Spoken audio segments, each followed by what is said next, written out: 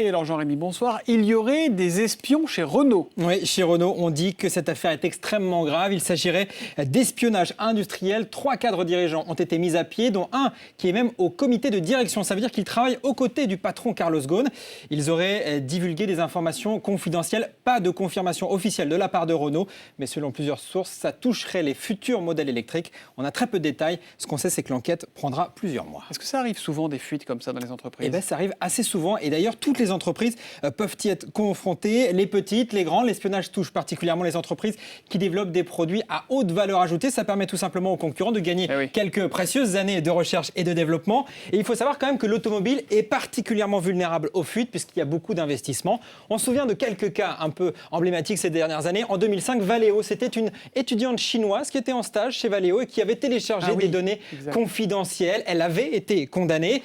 2007, Michelin, un employé qui était sur le départ, avait tenté de vendre des données aux concurrents Bridgestone. Il s'agissait de données sur des pneus pour les poids lourds. Là aussi, il a été condamné. Et puis en 2008, c'était une affaire qui touche Renault déjà, avec une affaire en fait qui était liée à des sorties, à des fuites dans la presse, avec des photos de la future Mégane. Ça avait fait grand bruit.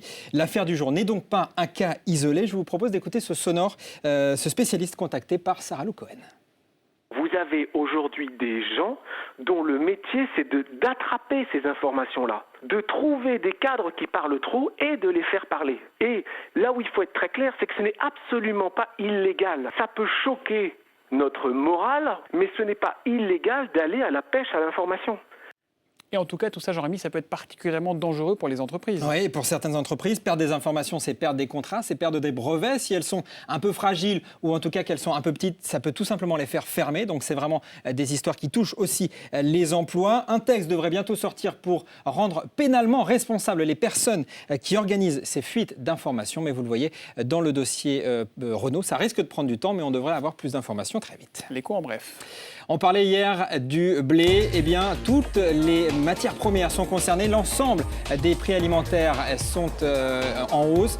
Selon le dernier chiffre de l'ONU, on retrouve des sommets historiques, plus 50% en 6 mois pour le blé et le soja. Le sucre est à son plus haut depuis 30 ans. De quoi faire ressurgir le spectre d'émeutes de la faim.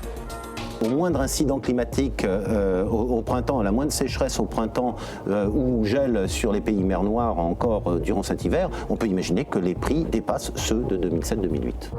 Les Chinois sont peut-être en train de devenir les banquiers de l'Europe. Pékin détiendrait désormais plus de 7% de la dette totale de la zone euro. La Chine qui a même répété aujourd'hui qu'elle était prête à acheter plus d'obligations espagnoles.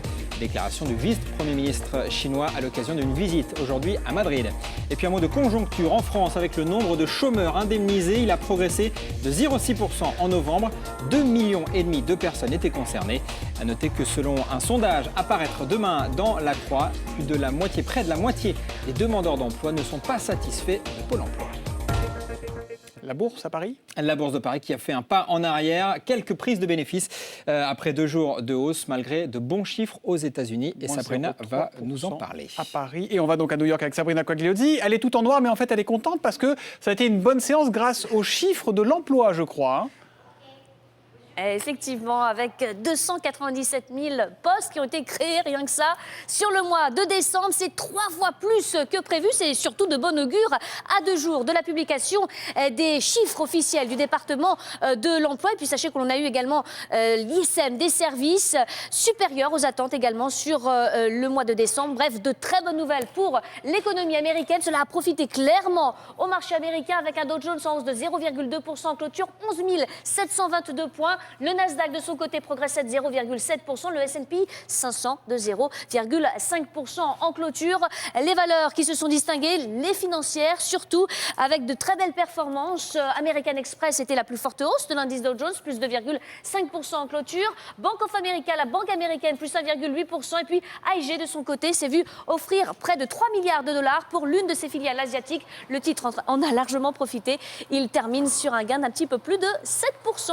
Que du vert chez vous. Merci beaucoup Sabrina. L'écho en plus Jean-Rémy, c'est un sursis pour le quotidien économique La Tribune. Oui, le quotidien a été placé en procédure de sauvegarde pour une période de 6 mois. Le journal qui a des graves difficultés financières est à la recherche d'investisseurs. Cette procédure lui permet de continuer son activité tout en gelant ses dettes. Merci.